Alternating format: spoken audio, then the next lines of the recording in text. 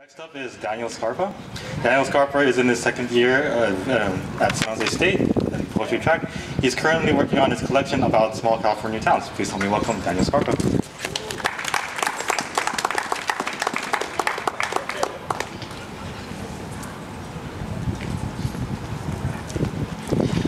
Hello.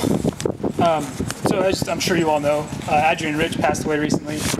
She's an institution if you study literature and poetry, so I wanted to read something by her. It's a little long, sorry.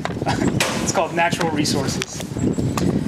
The core of the strong hill, not understood. The mulch heat of the underwood, where unforeseen the forest fire unfurls. The heat, the privacy of the mines. The rainbow laboring to extend herself where neither man nor cattle can understand, arching her lusters over rut and stubble purely to reach where she must go.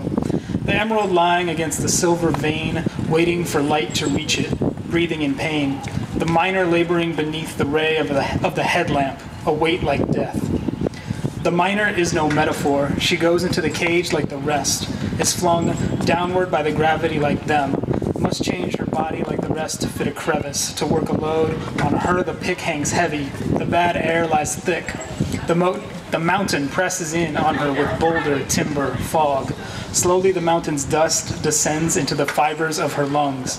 The cage drops into the dark, the routine of life goes on. A woman turns a doorknob, but so slowly, so quietly that no one wakes.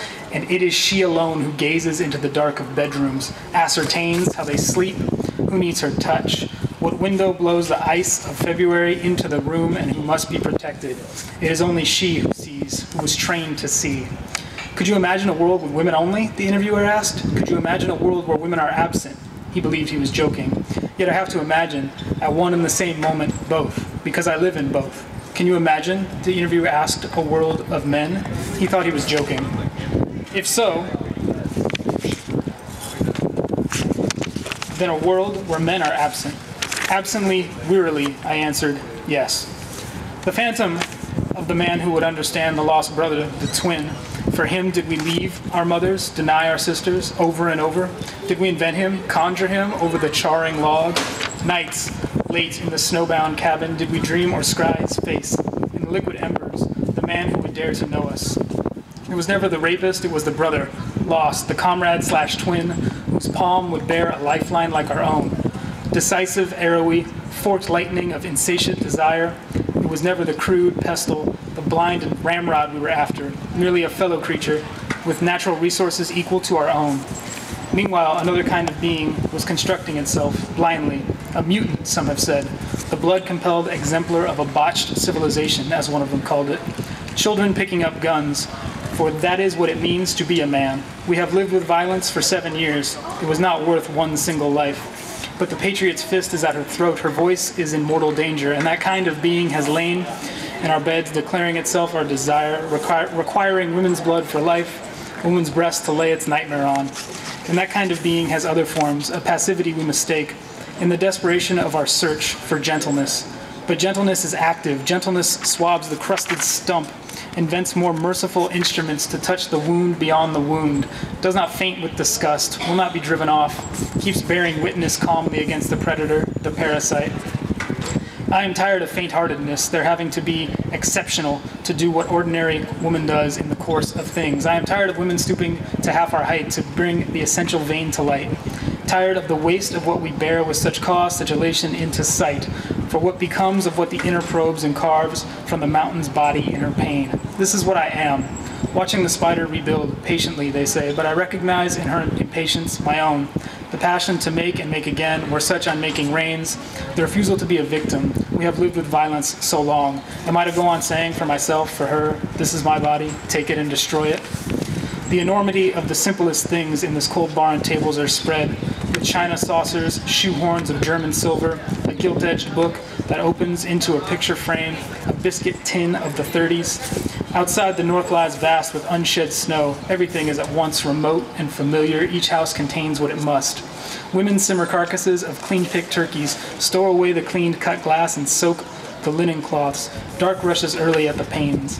These things by women saved are all we have of them, or of those dear to them. These ribbon letters, snapshots faithfully glued for years onto the scrapbook page. These scraps turned into patchwork. Doll gowns, clean white rags for stanching blood. The bride's tea yellow handkerchief. The child's height penciled on the cellar door. In this cold barn we dream. A universe of humble things. And without these, no memory, no faithfulness, no purpose for the future, no honor to the past. There are words I cannot choose again. Humanism, androgyny. Such words have no shame in them, no diffidence before the raging stoic grandmothers. Their glint is too shallow, like a dye that does not permeate. The fibers of actual life as we live it now. This fraying blanket with its ancient stains we pull across the sick child's shoulder, or wrap around the senseless legs of the hero trained to kill. This weaving, ragged because incomplete we turn our hands to, interrupted over and over, handed down unfinished. Found in the drawer of an old dresser in the barn, her vanished pride and care, still urging on our works to close the gap in the great nebula to help the earth deliver. The women who first knew themselves minors are dead. The rainbow flies like a flying buttress from the walls of cloud. The silver and green vein awaits the battering of the pick. The dark load weeps for light. My heart is moved by all I cannot save. So much has been destroyed. I have cast my lot with those who, age after age, perversely, with no extraordinary power, reconstitute the world. So I always admired her skill as a poet, and I thought that was an excellent example of it. So the poem I want to read is by me, and it's called Language Circles. And I was thinking about the role of poetry and writing, really, in a changing world. So anyway, it's called Language Circles. Language circles its prey, but never attacks, never stiffens, penetrates, thrusts. It gorges itself on tofu. Your autocorrections store your every thought, 140 characters or less, fewer. Any longer, and nobody cares. All poets are minor poets. All poets suck language, spit, and consume. How is it possible we never consider no one might give anything close to a fuck what's on our minds? Plug me into the machine. Hook my morphine drip into my eye. I never want to emerge from my vodka tonic slumber. X does not equal Y, does not equal anything.